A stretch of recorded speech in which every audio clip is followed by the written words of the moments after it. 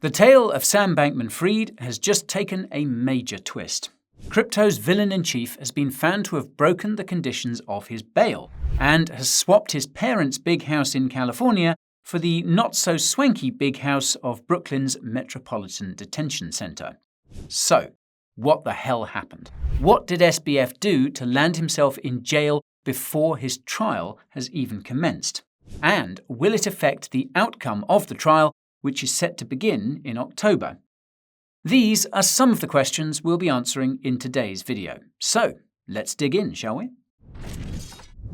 First, a quick recap for those who might need a reminder. Sam Bankman-Fried, or SBF, is facing multiple charges, including wire fraud, commodities fraud, securities fraud, money laundering, and related conspiracy charges.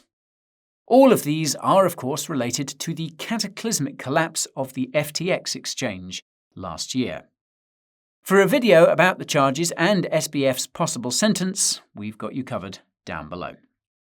And according to the most recent rumours, the Department of Justice will also try to get SBF on illegal campaign finance charges when it makes its case in court in October.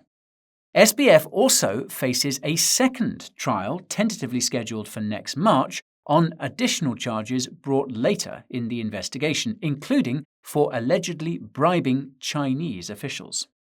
In short, he's in the soup.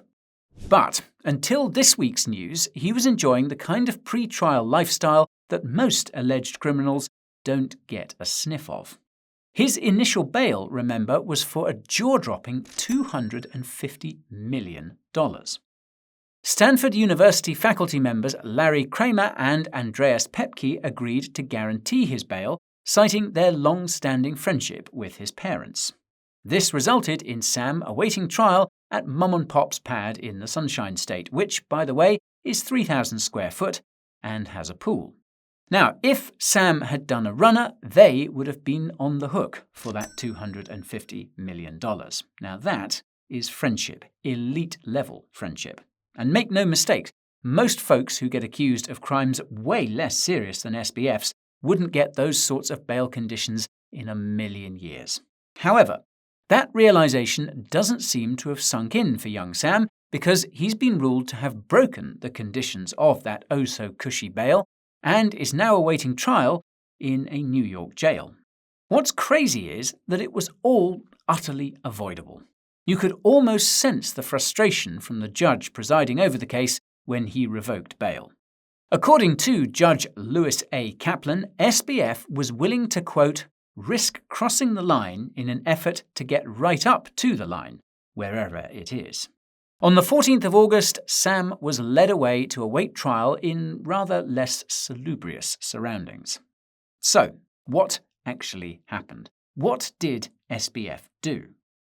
Well, it seems that the boredom of awaiting trial on charges that could see you spend the rest of your life in prison must have been too oppressive, for he's been up to all sorts of mischief.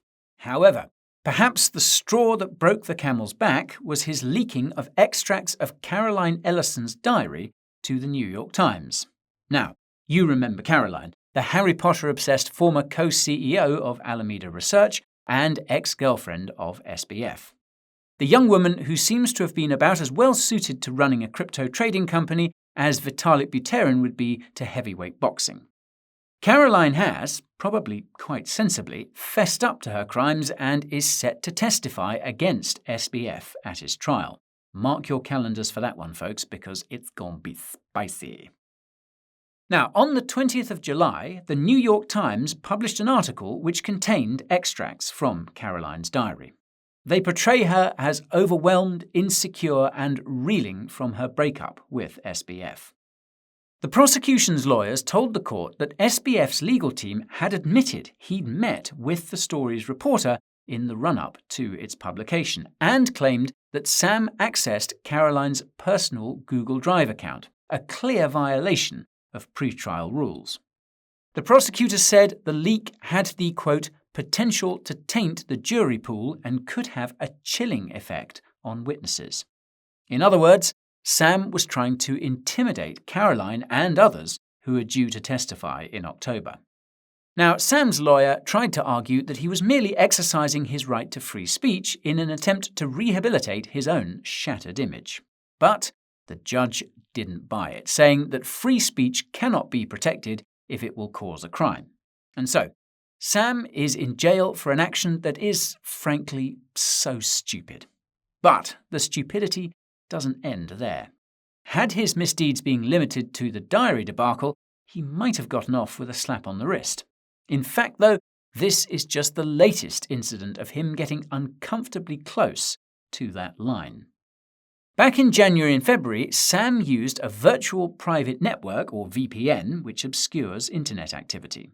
In the prosecution's view, this could have been used to access international crypto exchanges or the dark web. Sam's lawyer, however, said he was merely using it to access an NFL streaming subscription that he'd paid for back when he lived in the Bahamas. This reportedly allowed him to watch NFL playoff games and the Super Bowl, which is all a bit bizarre considering those games were available on regular TV, which Sam's parents presumably had. Or if they didn't, surely he could have been brought one.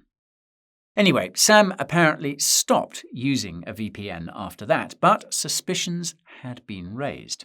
Far more alarming from the prosecution's point of view, however, are the allegations that Sam had been in touch with several FTX employees late last year.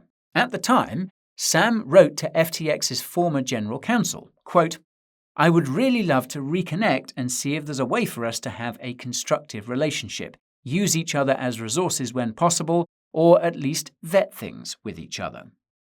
Sam had used both email and Signal, an encrypted messaging app, a move that the judge did not look on kindly. Judge Kaplan soon after barred Sam from using messaging services, including FaceTime, Zoom, and Facebook Messenger. He also banned him from contacting FTX colleagues in any way. Now, considering that nearly all members of his close circle at FTX have, like Caroline, struck plea deals and consented to testify against him, the court could justifiably see any attempts to contact them as witness tampering. The prosecution felt that Sam might cause potential witnesses to change their story, whether through intimidation, persuasion, or further deception. During proceedings around the revocation of bail, the judge said, quote, "My conclusion is there is probable cause to believe the defendant has attempted to tamper with witnesses at least twice," before adding that there were no conditions in which Sam could not be considered a danger. So then, what's next? Well, Sam will have to prepare for his fraud trial from Brooklyn's Metropolitan Detention Center. Now, this jail is controversial. Inmates ranging from convicted sex trafficker Ghislaine Maxwell to Honduras's former president, who's accused of drug trafficking, have complained of squalid conditions. The jail is notoriously overcrowded, with abusive guards, inadequate toilets, and food that is occasionally riddled with maggots. Not good news, especially for a vegan. Sam will also contend with rarely seeing the sun and the constant threat of violence, especially if any of his fellow guests still have funds stuck on FTX. Now, there is a chance that Sam will be moved upstate to the medium-security Putnam County Correctional Facility located 50 miles north. Even the prosecution is apparently open to this move, but has said they aren't sure that holding him in a jail so far from the courthouse was, quote, doable. Either way, it's a long, long way from the comforts of his parents' home in California, and doubtless that's something that will not be lost on old SBF. And now, before I conclude, I should say it's worth remembering that Sam is still presumed innocent, so we can't predict his future with any certainty. But the charges he faces are serious. There is a mountain of evidence suggesting he stole billions of dollars from his customers. He also tried to buy off politicians in the process. If he's found guilty, well, he shouldn't make any plans on returning to Mum and Dad's house anytime soon. And that's all for today's video, folks. If you found it informative, smash that like button to let me know. If you want to make sure you keep getting this information, subscribe to the channel and ping that notification bell. If you want to help inform others, take a second to share this video. If you're already informed and are looking for a safe way to store your crypto or an affordable way to trade it, head on over to the Coin Bureau deals page. It's got the biggest discounts on the best hardware wallets and up to $40,000 of bonuses and airdrops on the most trusted crypto exchanges. The link to that will be down in the description. Thank you all for watching, and I'll see you next time. My name is Guy, and this is Goodbye.